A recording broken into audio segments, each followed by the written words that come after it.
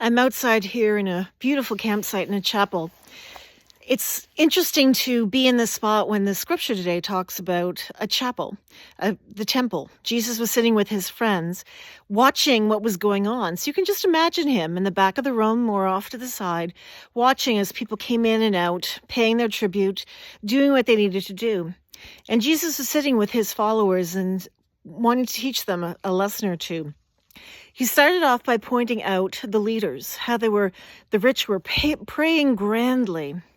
It's kind of interesting that this is the scripture that comes up now, just after the American election, 2024, cautioning us about those who pray in public and try to get attention and try to show the world that they are the way that everybody should behave, that they're the way you should look.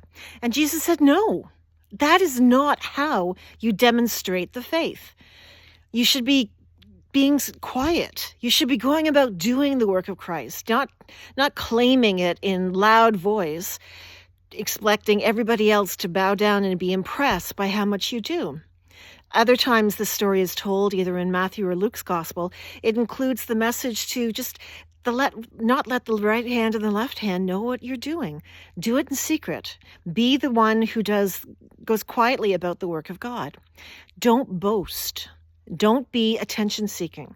Don't try to get everybody looking at you as if you are the only example of what faith looks like, because you aren't. And often, if you think that or have that attitude, you totally miss the boat. And so as they're sitting down watching this, Jesus sees an older woman coming, a widow. And widows in this time were horribly, horribly underpaid, underserved.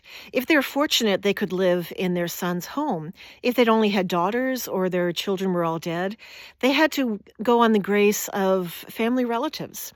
Not like the social safety nets that we take for granted today, especially in those of us who have the benefit of living in social democracies.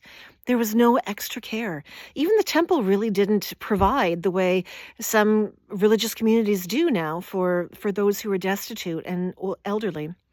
And he watched as she put her two little mites, her two little bits of coin, in the box. And he told his followers that act gave more money, gave more gift to the temple than all the riches lavished by those who thought they were important, those who had been praying to get attention. And he was trying to point out that woman gave 90, 100% of what she had, whereas the rich were only giving a portion. There is something about generosity. It's something about claiming to be doing the work of God when you don't do anything that causes you pain or discomfort. Claiming you're doing the work of God when all you're doing is attention-seeking or making sure everybody knows how fantastic you are and how we should bow down and be respectful of your attempts. There are so many people in our world who are bastardizing, for want of a better word, the understanding of the faith, the message that Christ gave us, the whole idea that we're supposed to take care of each other. We're not doing this for personal aggrandizement. We are doing this to make life better for those who we know, those who we never know, those who come after us, that we will never, ever have a chance to meet. Faith is not about attention. Faith is not about big churches and big salaries and look how many we are and look how impressive our numbers are. That's not faith. Often I'm asked, where are the Christians when problems arise? And I said, we're always there, but no one pays attention because we're not the attention seekers that so many of the big churches are that don't actually do anything. The majority of Christians living the faith are doing so trying to change the world. Maybe small ways, maybe big ways, maybe in ways so small and tiny a lot of us wouldn't recognize it, but it's significant to them. Their own widows might. We are asked to change the world for the better. We are not asked to get glory for ourselves. That's exactly the opposite of what Jesus was about. When we see someone doing the most they have with their little, that is far greater gift to the work of God than anything that those with huge resources ever seem to do. Other places in Scripture, Jesus tells rich people, if you want to really be part of the kingdom, want to really be part of the community of God, you've got to get riches out of the way. You've got to get honor and social status out of the way. They don't want to do it. It's always, they turn away in sadness because that's not the lesson they want. They just want to have these performative actions, and that's all it takes. Well, it's not. Christianity is about being there for the less fortunate. In our world that is increasingly going right-wing, claiming to be faithful when in fact it is not at all, we have to stand against that.